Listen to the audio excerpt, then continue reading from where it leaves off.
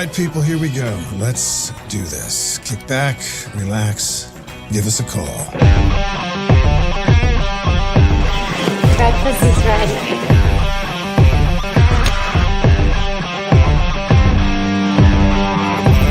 Kaylee, take my car.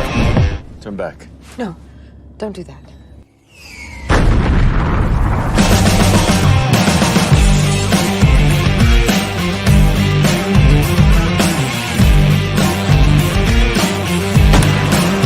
What do you want with me?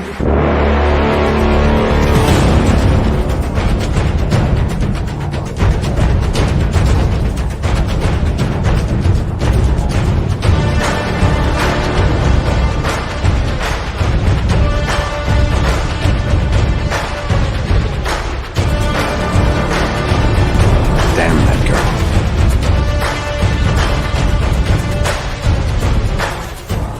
Vous allez participer à ce rendez-vous.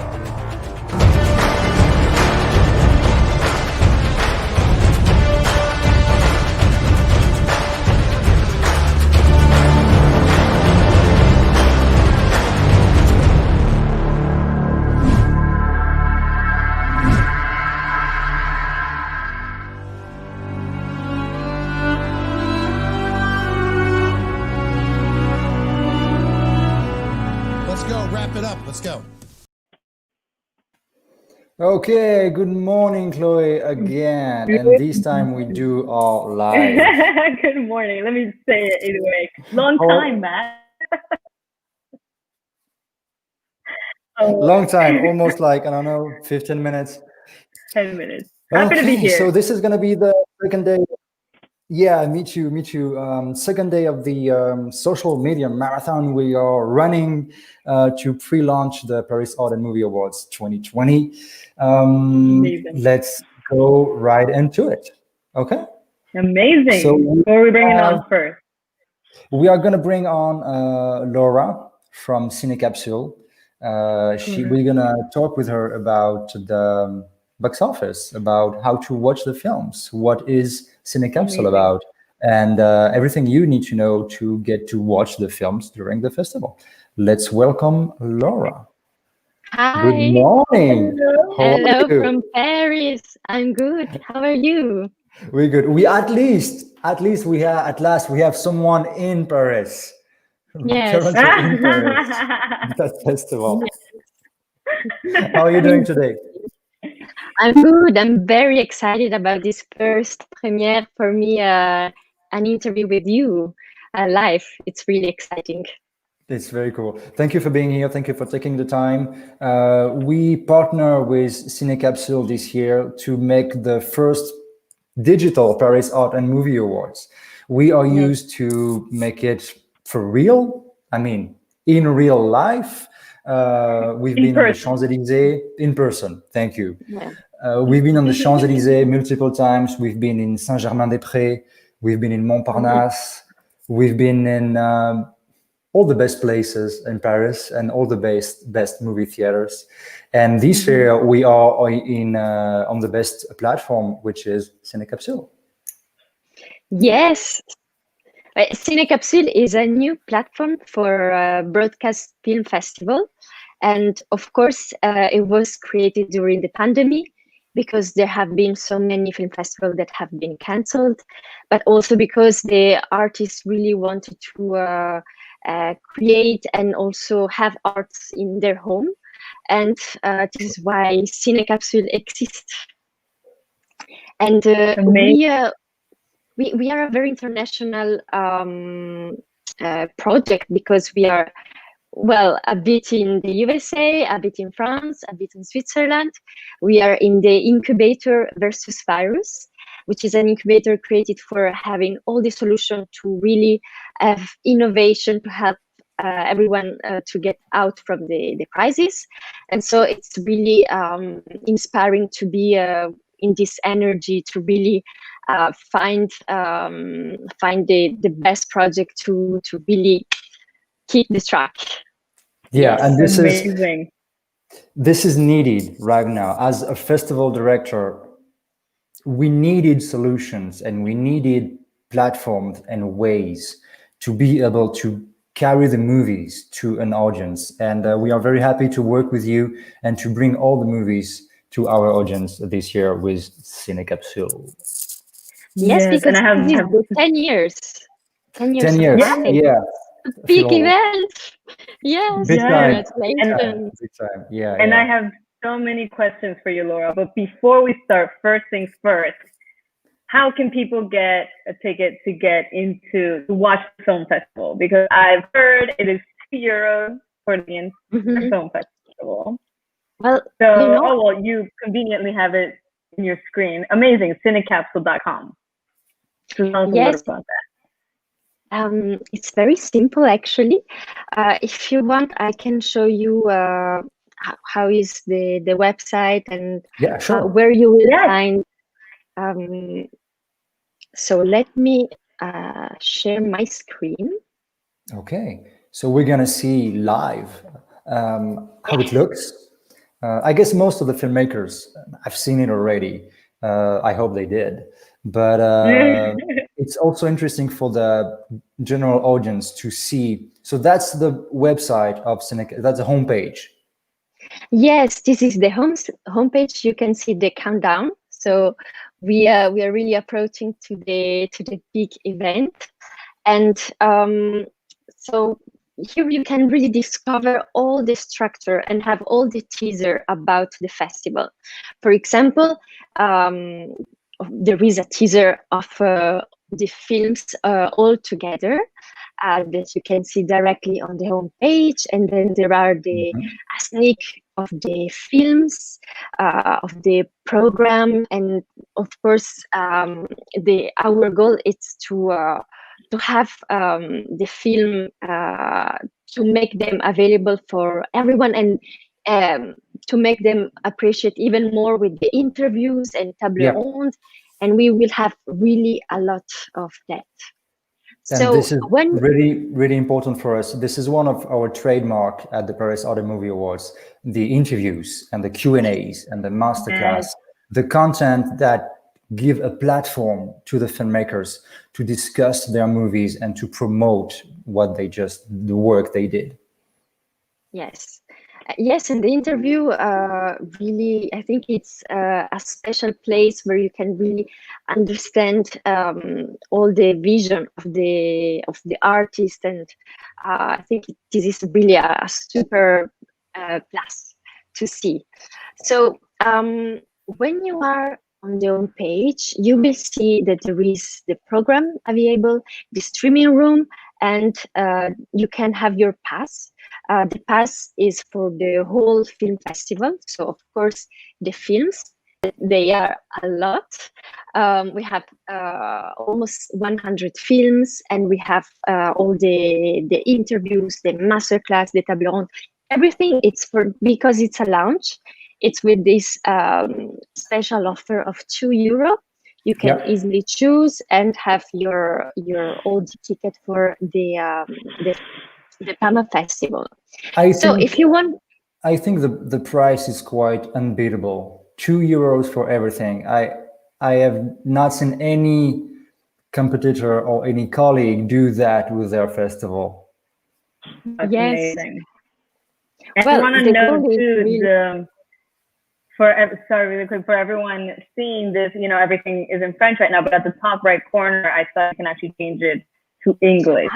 Any international folks out there. True. The website is in French and in English, and you can switch very easily, and that switches all the pages. Yeah. Yes, absolutely. But now you should see it in English. So we do. Yes, you can buy your pass just here, and to see the program, it's really simple. Just on the home page, you can go to the program, and you really see day by day all the film that will be on the platform with all the teams to discover. For example, if you want to see the first day, so Thursday, September 17th. You just have to go in the box, and you will have all the films, the student category with the hour. The way the films are presented is in the in the chronological order they're gonna screen. Exactly. Yes. Cool. There will be the films and of course all the interviews and table ronde that will follow. Okay. So you can see the director, the country, there are all the information, and you can see day by day directly in the platform. And so the 17 is very simple. Either you go in the streaming room directly in the program, or in the home page. We have the streaming room, and you are just in the sorry. Here we go. Okay. We are directly in the streaming room of the September 17, and so now it's and there you can really see a access preview. the films. And how is that gonna work? Like, are they gonna, when you buy your pass, do you get like some kind of code? Like, how do you get like? Yes, well, when you have your pass, so your ticket for the All Film Festival, that means that directly all the links that are reserved for the members for the PAMA are all free to go in for the members, and you will have an email with the link for the streaming room. It will be very simple to access. Yes. Okay. I think the streaming room is really the key point, and we need to go back to that. But we already have 3 filmmakers waiting backstage. So we're gonna start with, what did I say backstage? We're gonna start with a French guy. We're gonna start with Killian. So Killian, you're gonna be online in a couple seconds. Hi. Killian, hey. Hi everyone. How are you? Hi, Killian. Fine, and you? We are very happy to have you. You are the first guest, the first filmmaker guest we have in this live stream. Welcome. Thank you. I'm happy to. I'm happy to. Oh, are you in France? Because I heard that classic, or is that Laura? Yeah, I'm in Paris. I'm in Paris actually. The classic French ambulance. Just like the sound, you can recognize. I would be curious, Chloe, if we have someone from Korea, like we had a couple of days ago, would you be able to recognize the Korean? No. Please? No. Maybe South America, but not Korea. Which is what's really cool about this festival, that it's an international film festival. So it's really, Absolutely. I mean, we're a global community now, so we get to bring people from all over the world. So Killian, thank you so much for joining us. What can you say about what's your film and what is it about? I directed Insectarium, who is nominated in Best Student Film category. So screening on the very first day. Yes, soon in 2 days, I think. Yeah. And it's a sci-fi short film about insects. It's a story about a couple of survivors in a Paris post-apocalyptic, and their name are Lisa and Mikhail, and Lisa is doing research on the insects to find a new way to feed the humanity. And one night she's stung in her back, and they have to cross the city to cure her. So basically, it's a post-apocalyptic movie set in Paris, yes. And it focuses on 2 survivors trying to survive eating insects and experimenting on how get the insects and the bugs to keep reproducing, because it's one of the last source of food. And because at one moment in the film they fight, she gets stung by an insect, and they have to cross the city to find a cure. So what we're going to do, we're going to take a look at the trailer of the film, and then we're going to be back.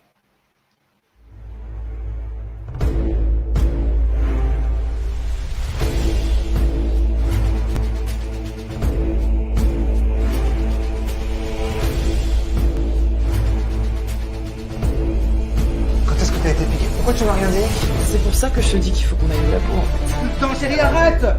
Y a pas d'animaux dehors, y en a plus. À part ces putains d'insectes qui arrivent même plus à se reproduire. On mourra de faim avant d'y arriver. Et on va tous mourir de faim, Miguel. Est-ce que tu comprends ça? C'est pour ça qu'il faut que je continue, en fait.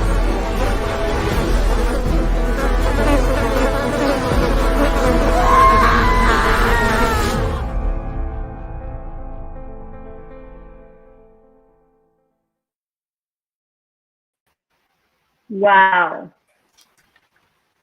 Amazing. Cool. Thank you. It's dark and mysterious, but I've seen the film. I've seen we already have your Q&A, so I know everything. So maybe Chloe is going to be the one to get maybe a new question for you that we didn't have already. Yeah. Well, is this your first film, or have you been doing films before? Because that's really good. Thank you. No, I have directed many short films before this one. This one is the last I directed during my school, my studies. So. Oh, cool. And how did you get the idea? How did you write this, or did somebody bring you the script? No, I wrote it also, and now in fact I'm entomophobic. I have the phobia of insects since I was a kid, and oh wow, cool. I mean, not cool. Cool. It's weird. That's one way to put it. One way to put it. Yeah. It's weird, but and I always think that insects would be a great idea for a movie, for a horror or thriller movie. So I always had this idea in my head. And then when I got the opportunity to direct a movie at school, I say, okay, let's do this. Wow, amazing. Well, I know you guys have a whole Q&A session that's going to screen. Is it be right after the film, or is it going to be available on Cinecapsule? It's going to be available on Cinecapsule at the same exact moment the movie is going to be available. Each time. Amazing. So the first day, it's 9 a.m. Paris time. We release the student film, and we release all the Q&As of the student films at the same time. It's going to be in the same streaming room, that Laura showed us right before. Perfect. Amazing, cool. Amazing. Well, I don't want to give too much away. I know you guys are going to give a whole bunch of behind the scenes scoop. What can we expect from the Q&A, Matt, since you were there, and Killian? We can, I'm going to say one thing, and then we're going to have the next guest. Killian is someone who makes a lot of short films. He's making at least 1 or 2 every year. And the Q&A talks about that. Amazing. And talks about also film references he had in mind making this film. Killian, thank you so much for being with us. Thanks to you. That's very cool. And we're going to have the next guest, Killian. Bye. See you soon. Thank you for being here. And the next guest is going to be Filippo Savoia. Filippo. Hello, guys. Welcome. How are you? Hi. Good. How are you? I'm very good. So what's your movie? I know, my but movie tell is Modern Animals. Yeah, it's called Modern Animals. It's a thriller, mystery, crime, short film, a little subtle noir, like film noir style. And yeah, it's basically like a very short film about the existentialism that we have within us, like every day, starting from the little things, you know.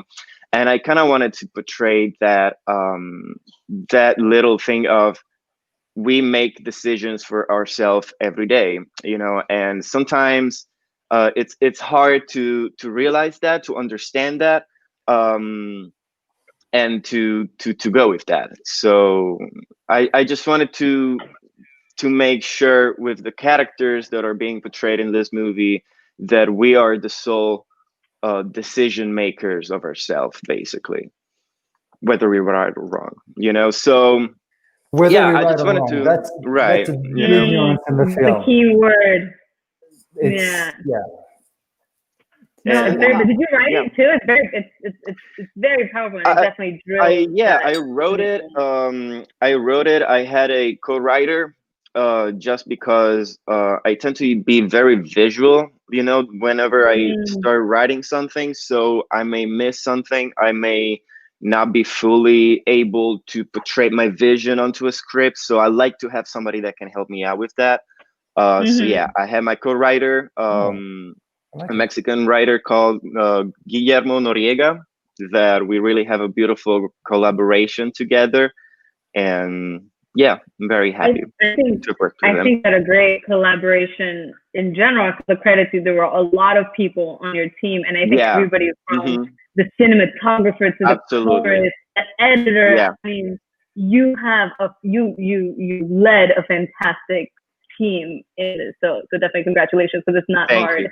I mean, it's not easy as a director to lead, eloquently. So let's take a look. Let's take a look at the trailer, and then we're gonna be back online.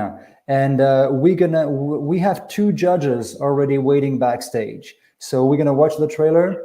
Have a last question for you, Filippo, and then we're gonna welcome BRENT and Natasha. Okay? Awesome. Thank you, guys. I get it. Small town, big tragedies. People talk, but nobody cares. The only reason that people care about the same thing at the same time is because someone or something else has chosen that for us, and it's fed to us. It's simple. Powerful. I heard she had dark hair. Undeniable charm. She'd never want to love someone who would ask so much of her. You think I look like a killer? You have the power to choose who you are. Where to? You choose. Don't leave this soul. Reach up to heaven.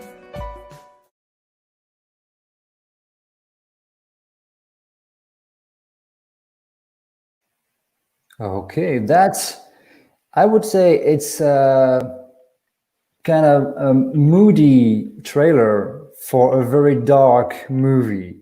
Am I right?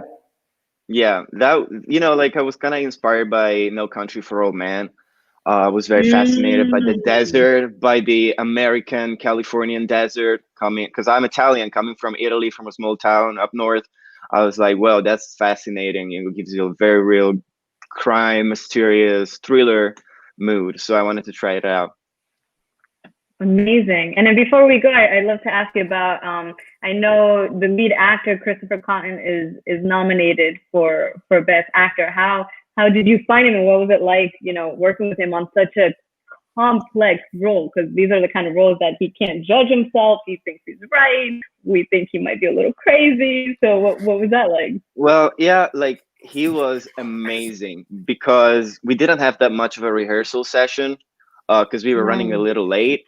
So I tried to explain my vision to him as much as possible, and he totally went with it, and there were moments specifically for the ending scene, for the ending sequence, that, I would love you to do this, even if you don't understand what's going on, I need you to do this. And him and a few more actors involved, they were doing stuff that they couldn't totally 100% understand, but they were actually making sense at the end, or trying. So you I really, he really trusted me. He really went with the flow, with the vibe that I was trying to achieve, and I think he did a very good job. Yeah, no, absolutely. It was great. So exciting. Yeah, I love student films inspire me so much, because we're essentially looking at the future of the next great filmmakers. I mean, you guys are already great filmmakers, so congratulations, Filippo. It's a really, thank you very really much. Job. Filippo, thank you for being here. Thank you, Matt. Thank you so much. Talk soon. See you soon. And I'm just going to add that we had Christopher for Q&A, and that Q&A was moderated by someone from Cinecapsule, Pauline. And the Q&A with Christopher is very highly interesting. And that Q&A is going to be released again. Same when the movie is going to be released, the Q&A is going to be released right with it. So don't miss Amazing. that, because that gives you great insight to modern animals of the film Filippo did. We're gonna have with us now 2 judges of this year Paris Art and Movie Awards. We're gonna have NATASHA LEWIN and we're gonna have BRENT HUFF.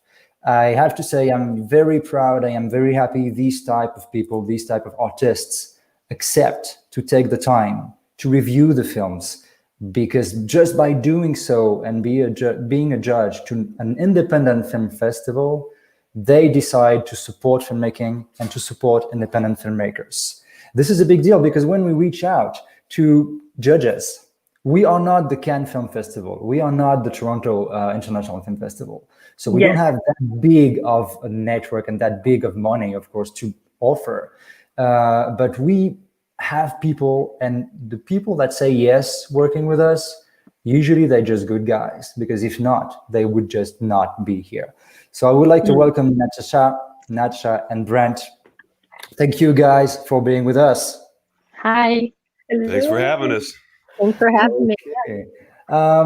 It's very important, like I said, because you review the films, you're taking the time to be here with us today. That's a big deal. I appreciate it. We all appreciate it. And thank you for that. Thanks for the opportunity to watch these films.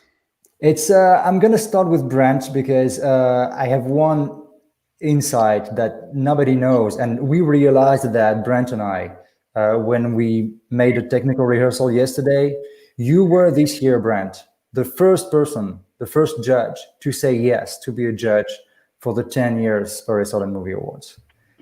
Finally, I'm first at something. I love that. I'm glad you're first with us. Yeah, That's thank you. what counts. Yes. And NATASHA, you made a short film titled Chatter that got you into the Academy Awards. Am I correct? Well, it got me Oscar qualifier. So out of all of the films that were made, 191 became Oscar qualifiers. And then from there, 12 were the short list. And then I believe it was 6 or 9 were the actual nominees. So 191 films. So it's the top, 10%. So that's, how do you feel when you get the information that you are in that short list among the best of the best in the world? How do you feel? I don't think I've processed it yet. So I think it's one of those things where, when I look back on my life, I'll really like, wow, but I really haven't processed it. It's still such an honor. And yeah. And on top of that, that was your directorial debut. That's the first thing you directed. So that's incredible. I mean, and I've seen, I looked into you, and I saw you do so much. So, but I thought it was interesting, we're talking about, your short film that had an experience at the film festival, and now you're sitting on the other side. Now you get to see these short films and kind of judge BRENT, you too. And this is a question that I've been wanting to ask both of you. I'm so curious. I'm happy I just get to watch the films and then talk, to the filmmakers. You guys have to actually decide somehow which one is going to take home the big prize. And the few that I've seen are so good. So I think there's a question both for the jury and I guess for Matt too, and NATASHA, we can start with you. Matt, for the festival, do you give the jury some kind of things they have to take off, or is this just, free for all? Which one do you think is just of that category? Which one do you think is the best?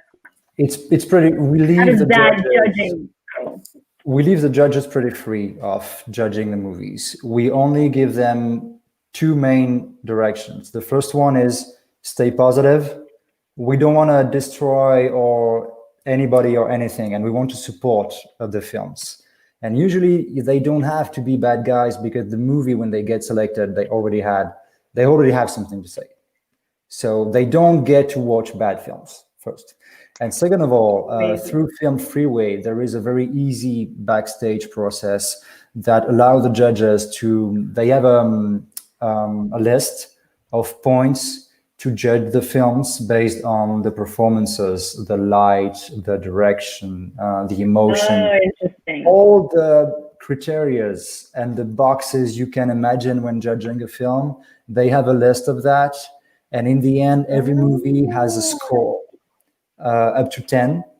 And I can tell you this year, we have a lot of 9, 9.3, 9.5, 9.8. We have a lot of 9 something in the judging we have already. Wow. I didn't read the comments the judges left, but I took a quick look at some of the ratings, the overall ratings the movie have. So I hope that answers your question, Corey. Yeah, no, absolutely. That's exactly what I was curious to hear. So Natasha, we can start with you.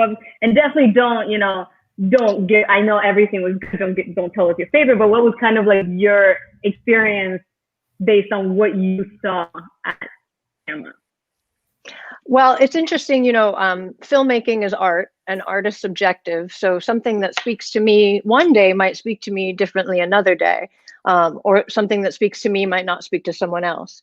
So you have to take everything in good spirits and good timing, and it just depends, But with these films, everything was shot so beautifully. It's visual art. And so overall, it was just wonderful to watch all of these creations, all of these beautiful,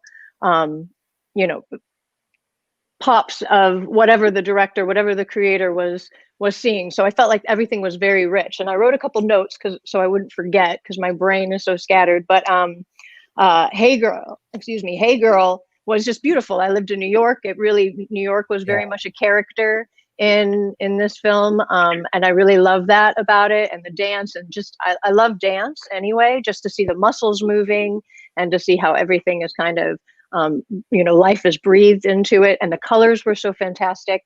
And that also brings me to the Vultures. Oh, this one, visual arts in motion. Oh, experimental. Yes.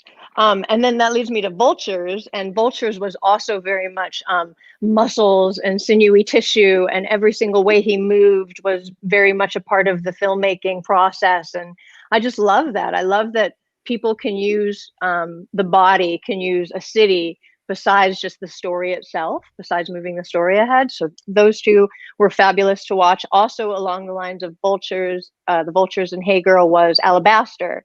And Alabaster had this very visual, kind of artistic Ken Burns style, where it would show, a beautiful landscape, a beautiful photograph, and then it would go into like the storytelling that would just kind of bring you, at times they would diverge, the storytelling and what you were looking at. And I just love things that take you on a different path. That's such a wonderful pleasure. And with that Stuck was, one of those things that really took me in a different path. What your mind was seeing, it used all 5 senses. You could smell the bathroom, you could hear the bathroom, you could feel all of those emotions that I thought that, that was super rich and well done. Excuse me.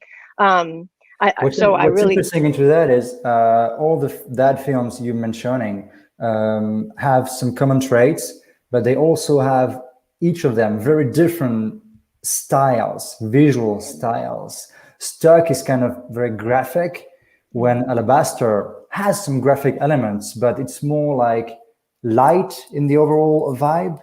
And I think that's one of the beauty of being a judge, I guess, because you get to see so many different pieces of work. Yeah, and in a short amount of time, because usually what I'll do is I'll watch them all together, and then see how I feel, and then the ones that make me feel a certain way, I'll go back and watch them again.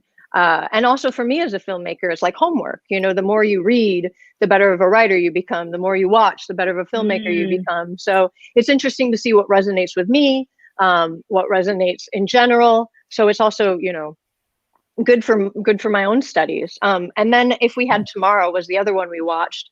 And at first I didn't know where this one was going to go, what it was doing.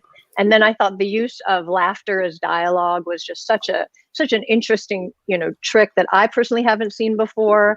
I thought that it was so whimsical, and it was so, the color, the dance, all of the elements of visual art brought into this one piece. I thought that was really terrific. So I applaud all the filmmakers in all the different ways that they have chosen to represent their own kind of experiences of the world and their own kind of storytelling. So I was really honored. It was more of an honor for me to be a judge, Thank you. We appreciate that, really. How was Brent? How was your experience of watching the films? What did you take away from? Well, I saw a lot of distinct visual and directorial styles, which was really interesting. And there was a lot of like intensely atmospheric pieces. Like the trailer that we just saw was an atmospheric piece. It just takes you into this world. And there was a lot of worlds that I, saw in these films, and I was really impressed by them. But you get to go on a journey to an Aboriginal village in Australia, and you see that and how distinct that is. And it's one of the things about filmmaking. It's just, I think every filmmaker just wants to observe, and you get to observe all this stuff. And I find that fascinating. And just what categories did you see? Short films. Yeah. I guess it was international short films. International short films, yeah. Wow. But some great filmmaking. Yeah, we have this year, we have movies from very different countries. We have movies about war, movies about love, movies about sci-fi, adventures. It's this year, it's very rich. Maybe because of the 10 years of the festival, I don't know, people just wanted to send the movies more, but it was very diverse also. That's very, very cool. Well, I made a comment. I said, I think this might be the best short film I've ever seen. And then a couple of films later, go, wait a minute. Don't say which one. I'm not going to say which one. Believe me, I'm a filmmaker. The hard thing for us, probably NATASHA and I, is that we know how hard it is to get a film off the ground. And, I hope everybody likes my films, but if they don't, it's not because of a lack of trying. And I think that is that way for all the filmmakers. And so to go in and go, because it is subjective, and go in and say, I didn't like, it's like crushing. It's too easy. Yeah. And, I've been doing this a long time, and it's like, sometimes you get told no 1,000 times, and you can take that as 1,000 rejections, or you can take that as 1,000 steps to getting where you want to be. Yep. And I learned, and like I said, I've been doing this for a long time, but I watch these movies and I learn from them. And I'm an actor too, so there were some terrific performances, and I learned from some of the actors. And it's every little bit you take something from. You do. That's I'm a filmmaker myself. I'm a director, writer, producer, and every year I see all these films. I am so jealous of the level of quality we receive. So, oh my God, I have so much work to do still. So it's a very humbling experience for me every year to get to watch the other people work, and to get to really take time to watch them 1, 2, 3 times, and to meet with the directors and the filmmakers and talk with them. This is very rich, and I love that. Yeah, absolutely. We're gonna have with us online. He's been waiting backstage for a while now, so we're gonna welcome Carl. I see him laughing. Carl made a short film that's I.O., so it's about artificial intelligence, and this movie is out of competition. That means you didn't get to see it, guys. What is out of competition, and what do we do it? That means the movie is not running to win an award. These movies are running to get more exposure. And Carl and a few of other filmmakers took part in the Easter Seals Disability Film Challenge. Great. That means the movies have to be made or have to star performers that have a disability, whether it's visible or not. So welcome, Carl. How are you doing, my friend? Hello. Hello, good morning. I had to look at the time. I'm like, wait, what time is it? What day is it? Where are we? It's time for you. It is. Thank you so much for having me. Thank you so much, Matt, for this awesome opportunity, and nice to meet all you guys. Yeah, this is such an awesome experience and opportunity to really talk about, especially the kinds of films that I make with my team, which are people with disabilities, either in front of or behind the camera. And in our particular film, our lead actors are in wheelchairs. And the story is about a man who's kind of struggles to reveal to his girlfriend the fact that he's been dating her through his avatar, through his robot that he has built. And it's sort of like an exploration in that sort of relationship in this, you know, semi-futuristic world with people with like VR goggles and things. So, so yeah, it was awesome. And something else just briefly to note is it was made in a 55-hour time period from conception to completion, because that's part of what the competition is, you know, making a film in that time frame and seeing what you can do. Holy moly. We have a partnership with the Disability Film Challenge since 2019. So that's the second year we renewed the partnership. The movies we have through them are really amazing, very different from one another. And the theme that year was sci-fi. So all of them have an element to it that's kind of fascinating because let's say they use disability in their movies to get us to kind of review, to change our point of view about how we see disability.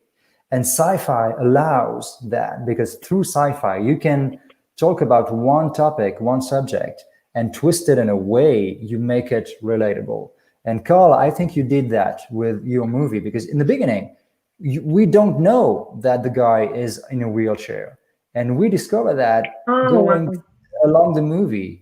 So 55 hours time period to make the movie? That's right. And that includes all writing, filming, editing.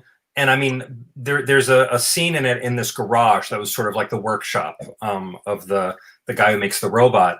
And that location, we were shooting it on Saturday. I didn't have it until 10:30 p.m. on Friday night, when some guy from an electronics store recommended this other guy, and I called him up and said, do you want to do this? He's like, sure, come on over. And it was a disaster area.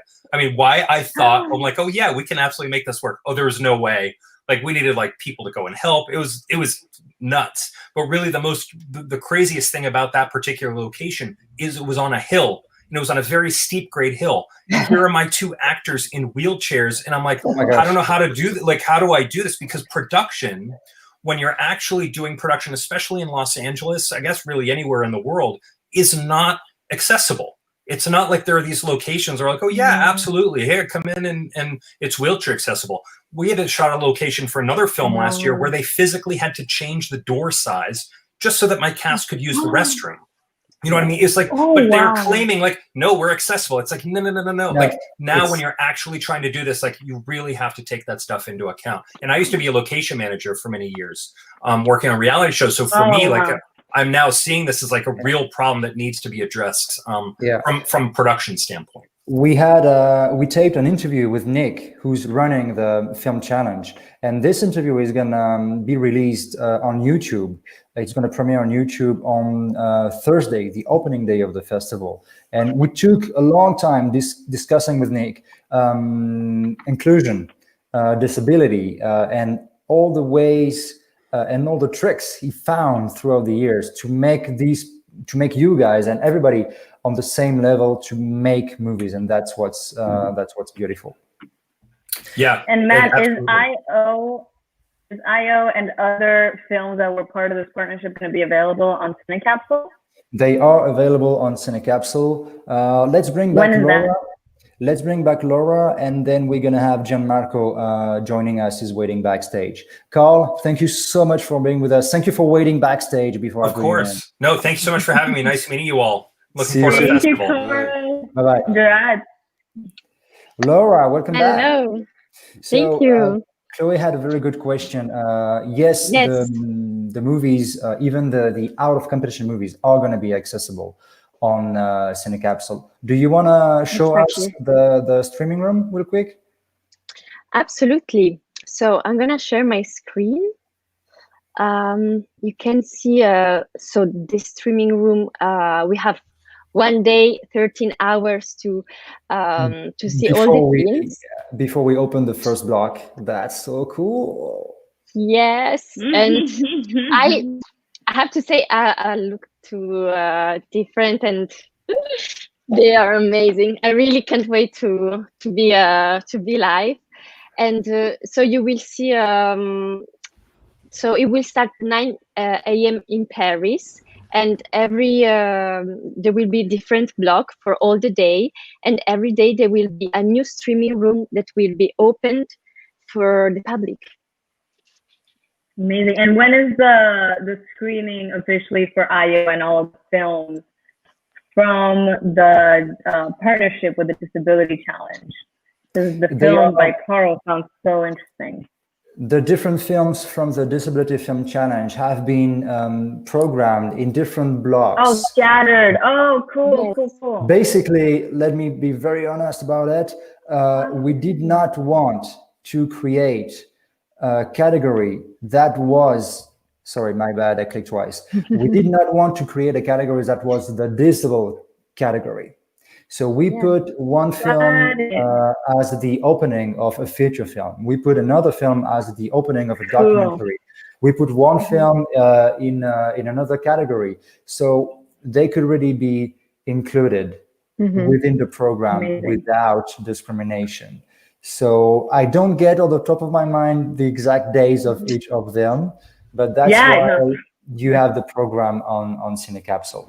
Amazing. Yes. Which is why I think it's also so great that you get the pass for €2 and you get access to the entire festival, so you don't have to just, you know, say, oh, I have to be on Wednesday, on Thursdays. You get access to the entire festival, so that's pretty cool.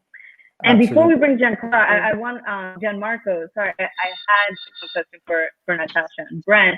And Natasha, we can start with you. Was it hard to choose which one was going to be it, or did you see a film and you're like, they're all really, really good, but whether it's gut or whether it's just, you know, you just loved it, that you knew, you know, this is it?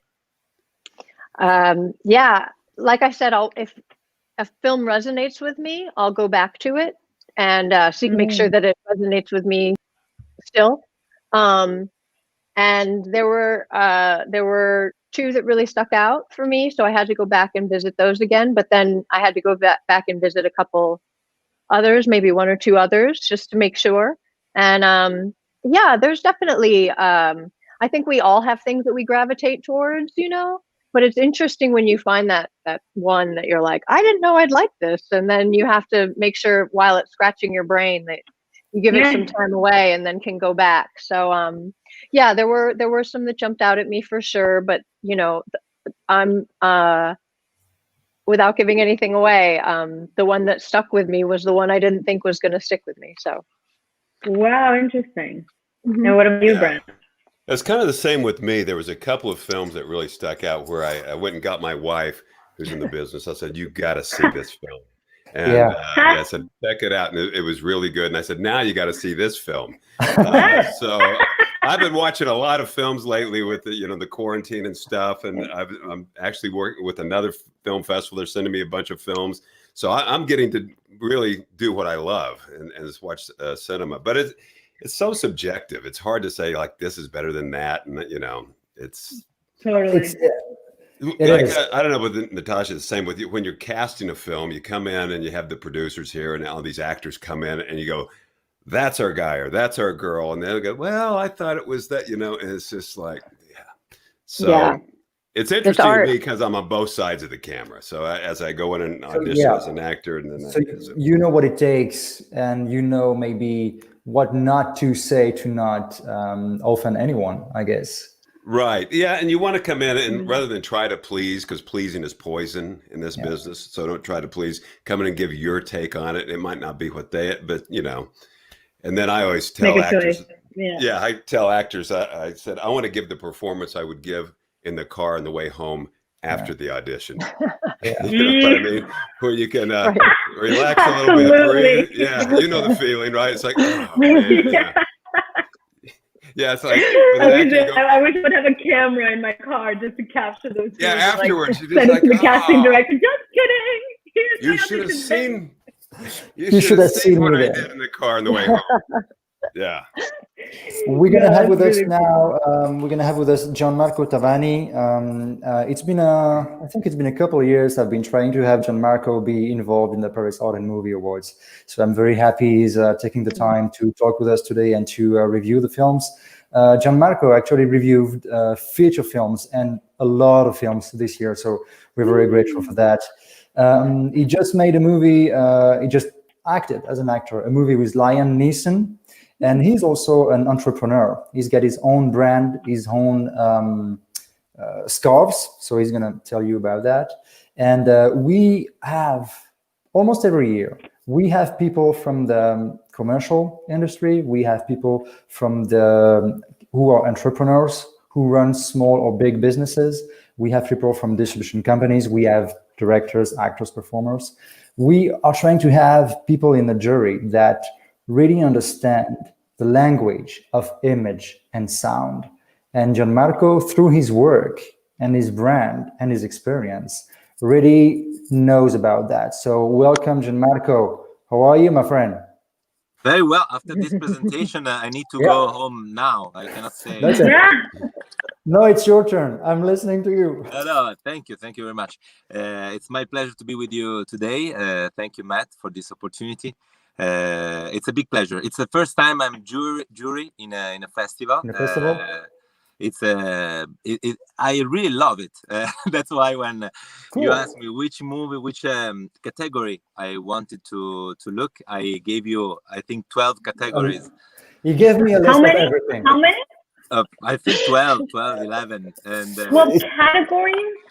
yeah, Yeah. categories. Like I like everything in the cinema industry. I don't like only acting. I mean, this is it's where I started, but I love the photography. I love the editing. I love and when I watch a movie, I'm completely inside the project. So people tell me, but you're an actor, you don't know it's fake. So yeah, but I'm inside.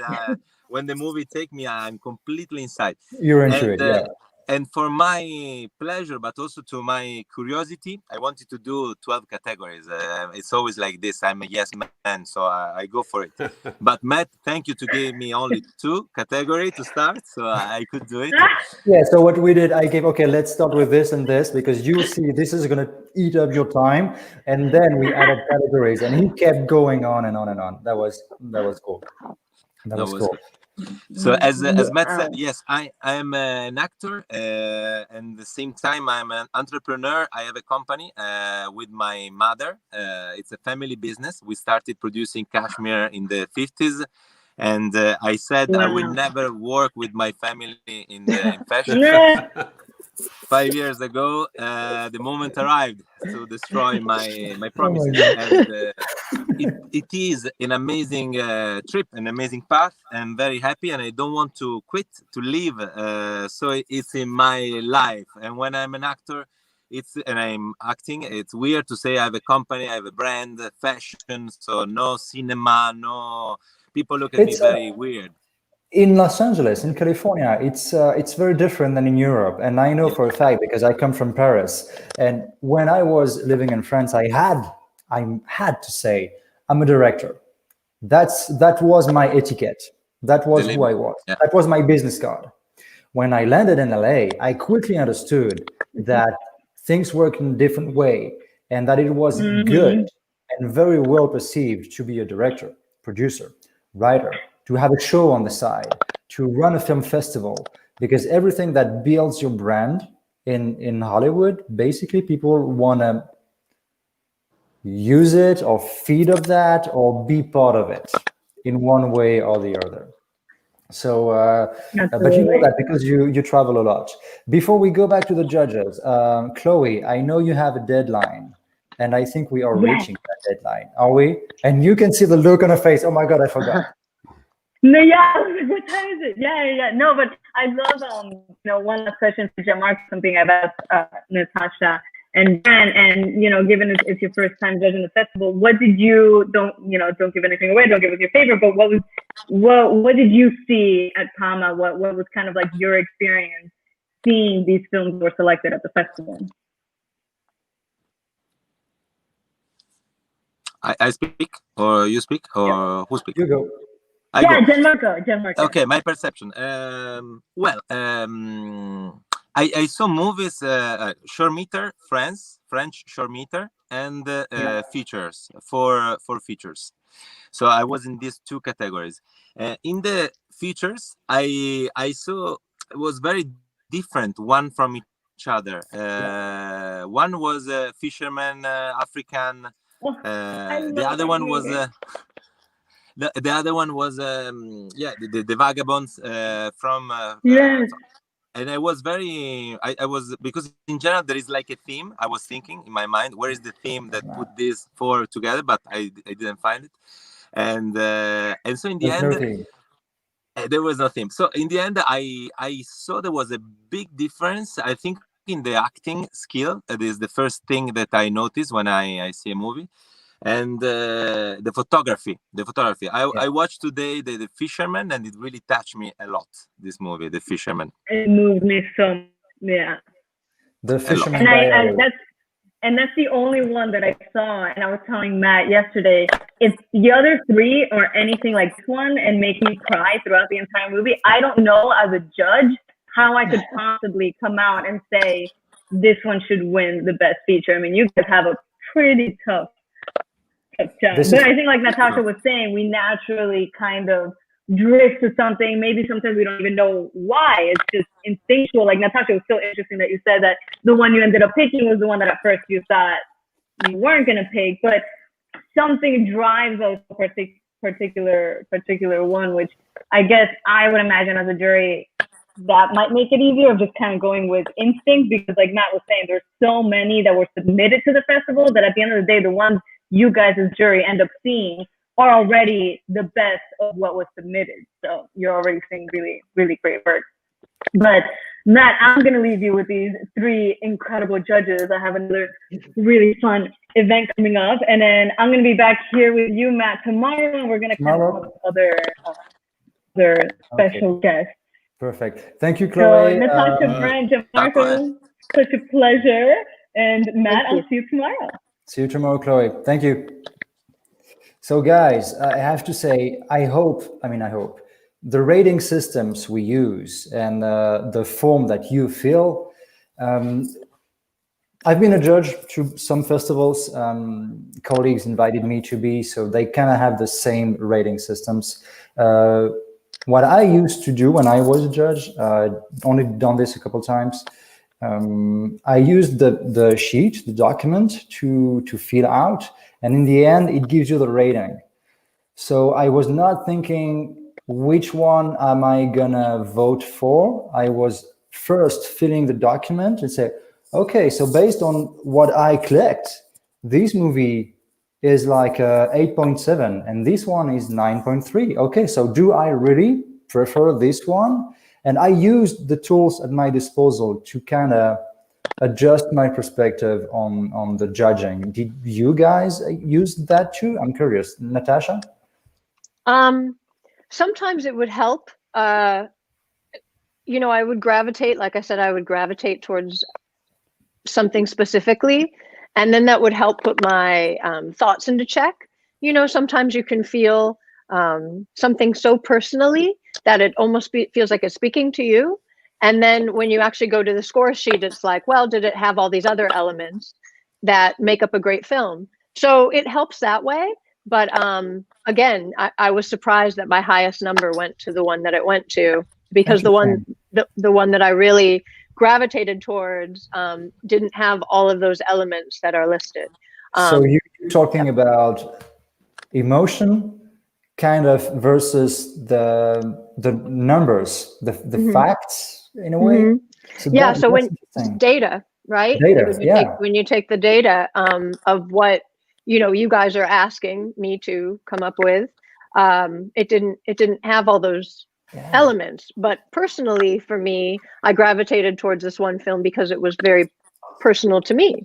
But then at the end of the day, the data said nope. What about you, Brent? Did you use the tools? Yeah, I had the same experience. If I go back, one of my favorite films of all times is the film Sideways with Alexander Payne. Love that film. I can quote a lot of the lines from it, but I love the film. But if you look at that film, the cinematography is not very good. Locations aren't great. So it would fail in a lot of the categories. But as an overall film, I loved it. So that was sort of strange for me. But anyway, that helps. But with all the technical stuff, did not work as well in Sideways. But the story, And Gianmarco talked about this. He looks, because, you know, as an actor, you look at the acting first. So if you have a really good story, everything should be on the page. If you have a great story and great actors, that's all you need. Now, I love great cinematography. I love great camera movement and composition. I love great music, all this kind of stuff. But it's the story and performances for me that have to drive the film. Yeah. Gianmarco. I completely agree. I completely agree. When the story and the actors are not there, the movie is blind. I see blind. And in some of this project, I was blind. Then Matt, I will tell you maybe personally, or I don't know. But there are some projects that I didn't really connect, and some a lot. That's like, the name again. Camera Obscura, the short movie. I think French they did it in film, Paris. Yep. My God, the gay guy assistant of the girl, he was unbelievable. I loved him. So it's a very subtle movie. I love it too. The actor, yeah, and it's a very simple story. Like we have to do a shooting in a studio. It's one room, one piece, and it happens so many things, so many variances and shades in every characters. And for me, maybe also because I have a brand, so I know that part of the story when you have to do a photo shooting for an editorial, how it's going on, the type of character, so the backstage of the photo shooting. And I think they played very, very well. So this was my favorite short meter in the French side. Okay, cool. I'm going to bring back Laura because maybe, Laura, we can take a look at the program on the 21st. I'm using what Gianmarco just said because on the 21st, this is going to be the French Day, what we call the French Day backstage at the Parma. Because on that day, 21st, September 21st, we only screen French films. Short film, feature film, documentary films. So let's take a look about it. So we have Come Back, Reviens. We have Cages. We have Living to Live, Je fuis donc je vis. If you keep scrolling a little, we're going to see the movie Gianmarco was talking about on the right, Camera Obscura. Go back to the top a little bit. So that's here there is, yes. Yeah. What's very interesting this year with the French short films, let me say it like it is. Usually we receive from France, my own country, dramas, big, short drama movies. And this year we have comedies, sci-fi. We have a couple dramas, but with a light tone or a very sarcastic take on it. We have a Rising Star, which is just beautifully made in terms of cinematography and filmmaking. The Q&A moderated by Arnaud is amazingly interesting. And we have also the web category on the bottom, sorry. We selected 3 web series this year to the festival. One is a Western, Histoire de Bagnard, which in English translates to, I don't remember. We have The Coroner, the Coroner takes big movie pieces like Full Metal Jacket and goes back and analyzes why the characters die and how and the direction. And the episode we're going to screen is about Full Metal Jacket, and this is amazingly crafted. I loved it. And Friture, fry up in English, is just your, I don't want to say typical, but it's what you expect from a web series. Fun, high-paced, comedy, funny. So we have on that day a lot of French, very good content. And if, Laura, you keep scrolling down, it should end with Vagabonds, which Gianmarco also talked about. We have Vagabonds, which is a kind of a social chronicle of people living off the grid and trying to make it. And the opening for this one is Life Call. It's a sci-fi movie. And these 2 films are very different. The first one is a short film as an opening. The other one is a feature film, Vagabonds. Life Call is a sci-fi film. And Vagabonds is a drama chronicle. But they both talk about social relationships. And what's always amazing in running this film festival is you have one theme, one idea. And if you give that idea to 2, 3, 10 different filmmakers, you're going to have as many different films with the same exact topic.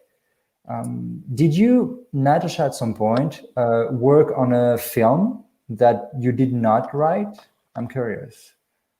Me? Yeah. I did once. Did? I was a PAWA writer's assistant on a film once. Yeah. Okay. Did you direct a movie that you did not write? I directed a tiny little web series thing, but I helped craft it. Okay. So, okay. But I didn't write it personally. What about you, Brent? Did you happen to direct something you did not write? Well, as an actor, pretty much everything I did in the 80s, I did not like. So, that's why I went on the other side of the camera. Yes, the short answer is yes. Sometimes, like I had a chance to direct a big action film in Moscow, in Russia. And the script was not very good, but I thought, okay, I'm going to work my butt off. I'm going to make it good. I'm going to do this. And it was just, everything was working against me, but the story was really working against me. But I had a much bigger budget than I've ever had before. I've had access to, like, you know, tons of extras and all the toys. But at the end of the day, it was not a great experience because, you know, it's the story wasn't there. And the producers were really in the business for the wrong reason, not to really try to make a great story. But But I always think I can survive a bad story, but you really can't. I'm gonna switch a little bit right here, and I'm gonna show you guys a clip. I'm gonna show a clip from The Rookie. A clip with you, Brent, and after that, I'm gonna get you back, and I'm gonna ask a fun question about it. Let's go. That's Tony Colson, the victim in the vandalism case I found behind the file cabinet. I ran that fingerprint that was inside and got a match. Suspect. Great. No? Suspect is dead. Found beaten to death just a block from Tony's house, just one day after the crime. So you think it was Tony getting some payback? I would need a senior officer present so I can interrogate Mr. Colson. Forget it. Your entire case is circumstantial. The only way to close it is to get a confession. And that guy looks way too calm. Kick it up to homicide and move on. No, he's primed and ready to break. Look, I've kept him waiting an hour and a half. Maxed out the heat in there so his core temperature is triggering a fight or flight response. Look, he just needs a push. I'm looking at the guy. He's nowhere near ready to break. I did it! It was me! I killed him! That bastard came back the next day to graffiti my garage again! Can you believe that? I had just painted it! I chased him for a block and he came at me, we fought, and then it was an accident. I swear!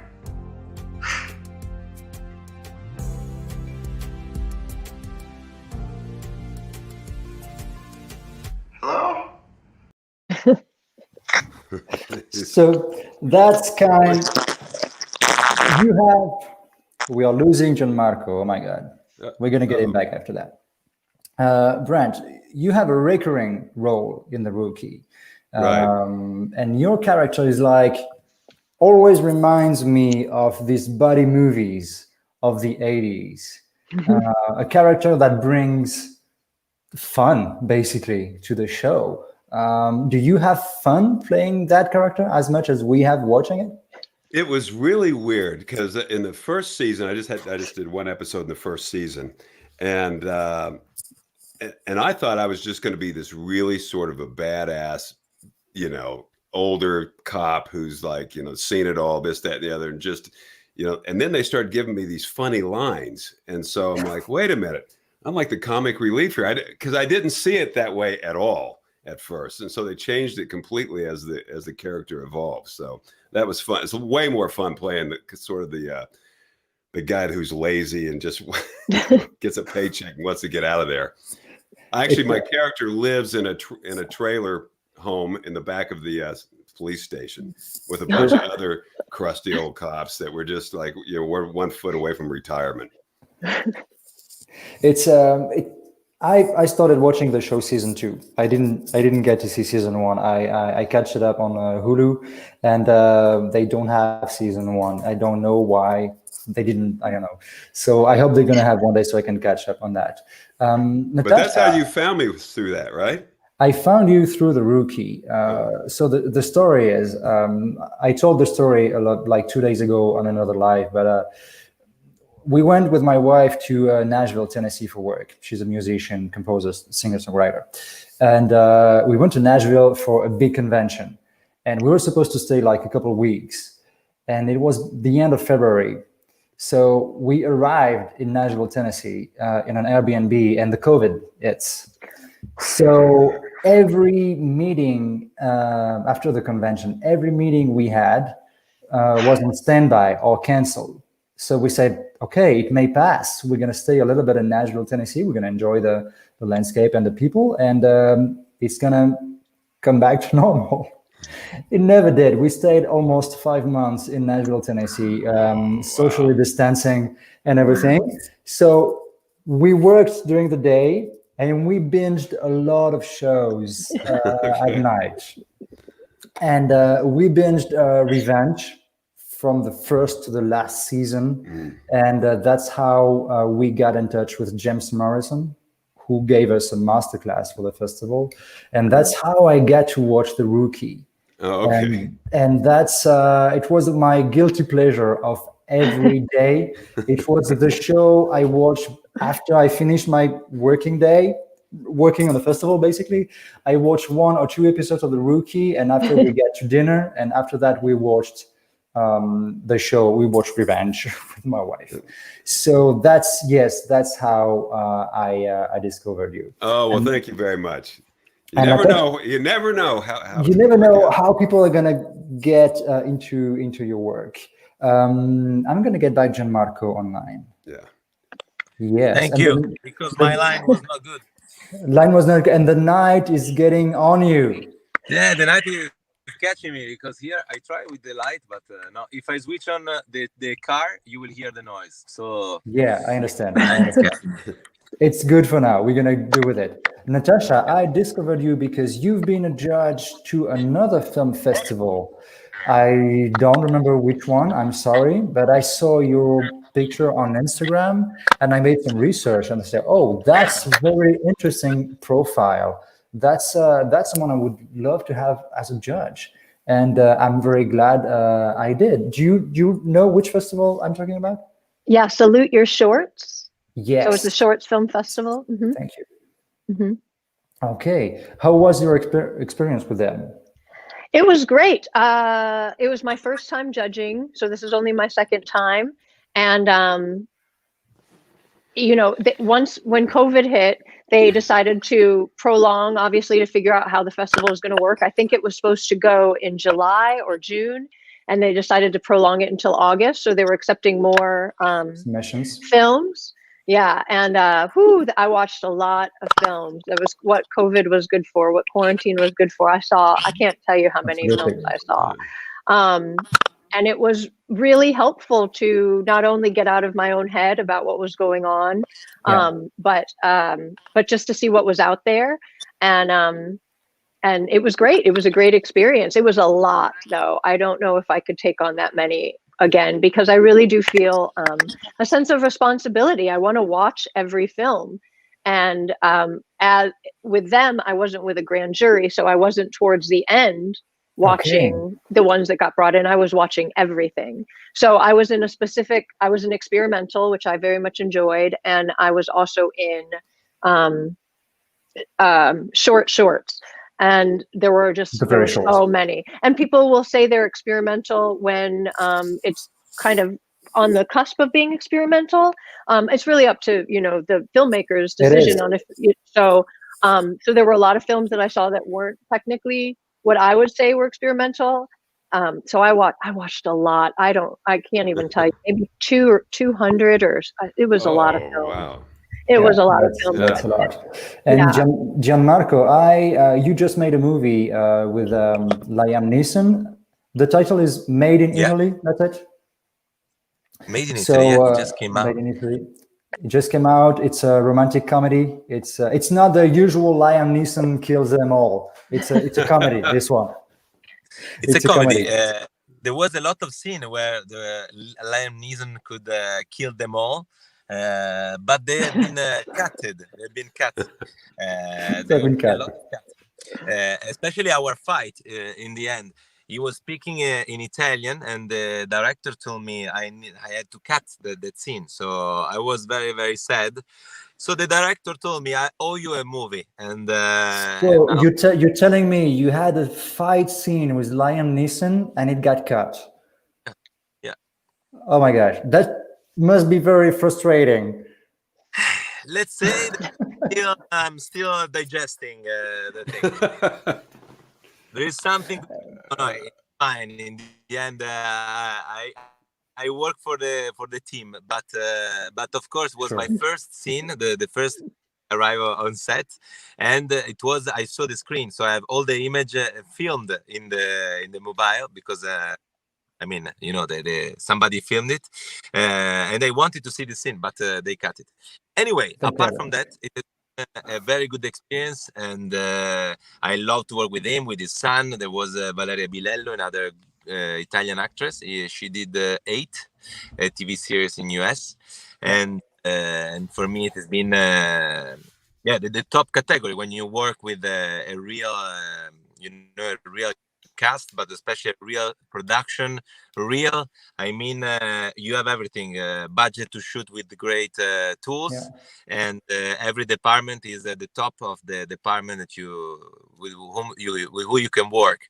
So it's very easy to perform well, let's say. And the last thing I wanted to say is to give the backstory on how I got in touch with you. Basically, Gianmarco, you've been an entrepreneur, I think, most of your life, but in France, you are known for being the Bachelor, the last Bachelor we had on TV. We had like three or 4 seasons, and you told me something this morning via WhatsApp when I told you, can we talk about this and this and this? I didn't want to put you in any awkward position, and you told me, we can talk about it. I'm responsible for everything I do in my life. I love that because it really matches with the guy you seem to be on social media and the guy you are in life. What do you think today of that show? I think it's great. I love the show. I cannot watch the American version. It's just made in a very different way. I think it's a cultural thing. I tried, but it's not. I can't. But the French version was very different. How do you feel about it today? Well, today this TV show brought me so many positive things. My agent in France now, of course, we're not doing any more reality shows, but brought me so many good things and no one bad. So I started with this politics when I was younger. When I was 16 years old, I was super shy. My father brought me to study acting in order to open a little bit. And then I didn't know what to do in my life. So I'm still looking for what I want to do in my life. And only experiencing what I feel that I want to do in my life, I can know what I want to do in my life. If I just have to follow what other people tell me, this you shouldn't, this you should, this, no. I never do my path.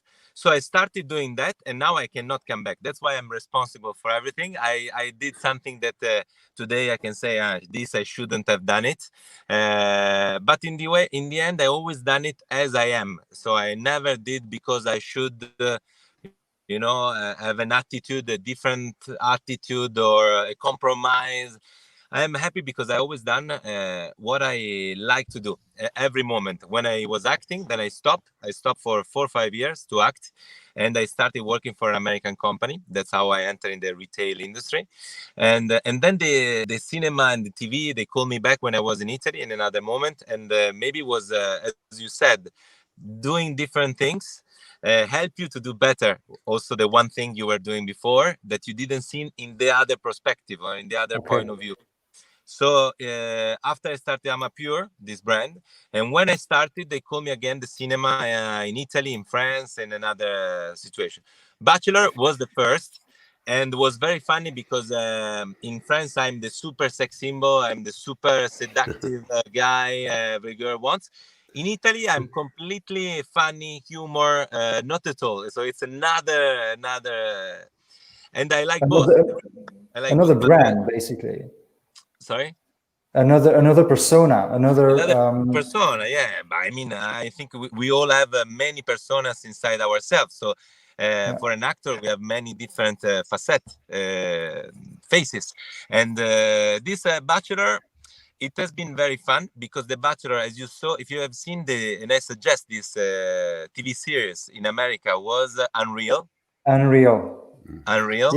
It's binged it in Nashville. Yeah, it's exactly like this. So I saw it before doing the Bachelor, so I was prepared mentally to wow.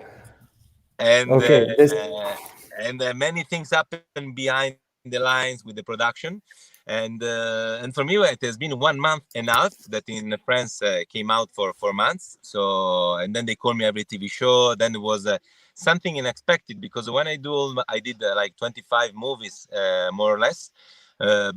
I never had this impact of going out from a door and everybody jump on you. So that was a good opportunity because it led you to many more opportunities. Yeah, exactly. Guys, I want to thank you very much for taking the time and for sharing your experience as a judge with us. I'm going to leave you to it.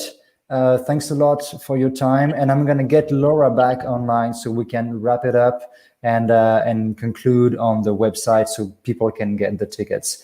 Thank you, Natasha. Thank you, Brett. Thank you. Thank you for having me. Thank you. I'm sorry for the light. Next time will be better. Promise. Okay, cool. Bye-bye. Okay, Laura, you're back. Thank you for waiting. I'm back.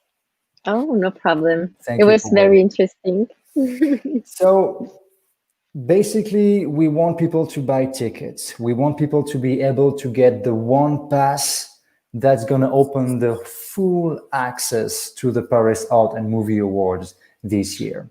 So when we go online, where do we go? Do we go to box office? Do we go to... Exactly. You can go, so just here in the middle, you have... buy the festival pass.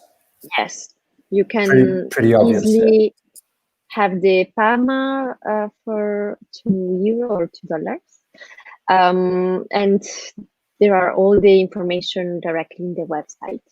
Yeah. So that if you want to go back to the buy your festival pass, it's a launch offer. That means the Paris Art and Movie Awards is the first festival you have on the platform. And because it's the first, we both everybody wanted to make it accessible. So that's why the offer you have only €2 for everything. So basically, usually what we do is between €2 to €5 for a block of films on the Champs-Élysées. So now for €2, you're going to have access to a catalog of almost 100 movies. So that's kind of exceptional. Yes.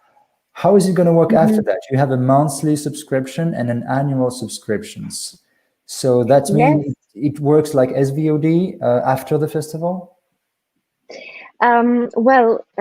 Every week or 2 weeks or 3 weeks, there will be a new film festival. And for access to the whole program, you can have either festival by festival, either, for the whole program, all the month or all the year, so that you can discover the film festival that maybe you don't know, or maybe that you are attached to, and yes. So if I am interested in all the film festivals you have and I want to have a monthly subscription, that means that monthly subscription is going to give me access to every single festival you're going to have in the months to come. That's it? Exactly. Yes. Okay, good. That's promising. I love it. And we're very happy to be the first on Cinecapsule. It's so cool. It's so cool to get to share that experience with you all, guys. That's cool. We're very happy to have the panel. One last word about maybe the masterclass, James Morrison masterclass. Is it online already on the website? Well, not right now, because it's going to be the 20th September. Okay, September 20th. So, yes. And it will be all streamed on the platform. And so you can see the film and in the parallel the masterclass. Yes. Okay, we're gonna watch a clip that we just released yesterday to show you a little bit. It's a clip from the masterclass, so you can see what we are talking about. Let's watch that. I was told to call you. Tony Almeida. He gave me this whole CTU emergency phone code. Deep Sky.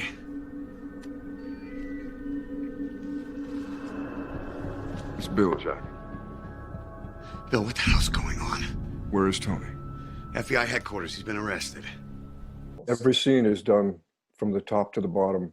I mean, you just start over and do it from the top. You don't need that little pickup, because they wanted to shoot it like a play, so there would be this movement, the real time thing aspect of it. The best way to capture it is to just make it to make it real time. So they would do it, shoot it from a distance, with long lenses, and then they would move in till finally, when they get really close, there's the handheld guy in the scene with you, outside the other locked off camera, in the scene with you. You're like, remember we were talking about being aware of each other's space. Yeah, and the dancing. You'd have to dance with this. Guy Skinner was his name, and he was brilliant. He was a character in the scene with us that nobody else could see. Yeah, we would step around him and be talking and maneuver, and peripherally you would see his eye. He would have his eye on the lens, but if you made a misstep, he would open that other eye. Like that was your signal. Like, what the hell are you doing? Well, that's what the clip from the masterclass with James Morrison. It's a 1 hour masterclass, 1 hour with James, talking about his credits, his experience on set. He's been working on Revenge. We've been talking about it. He's been working on 24, Bill Buchanan. He's been working on X-Files, Twin Peaks. He's made a lot of movies. Space, Above and Beyond is huge here in the US. It's a TV show he used to make some years ago. And he's sharing tips for actors. He's talking a lot about young filmmakers and how to approach an actor just like him, how to get him to work on your film if you want to try to. So this is really a moment. It's an elegant moment and very interesting moment we spent with James, because he just answered every question. So there was no, he didn't keep anything. It's a masterclass, and every question he got, we get an answer from that. So if the masterclass is included in the package of €2. Yes, absolutely. Everything that is in the life of the festival, it's in the platform, and it's accessible to everyone that has purchased the pass. Okay, that's once in a lifetime opportunity to get that many movies for such a small price. Thank you, Laura, for guiding us through the platform and for showing us what it looks like and how to get what people want to get from the festival. And you and I are gonna keep working together backstage. But for the live today, we're gonna wrap it up. Thank you again to all the guests we have, the filmmakers, the judges. Thank you, Chloe, for co-hosting with me most of it. And Laura, see you maybe in a couple minutes backstage. Thank you. Thank you so much, Matt. Bye-bye. Bye-bye. All right, people, here we go. Let's do this. Kick back, relax.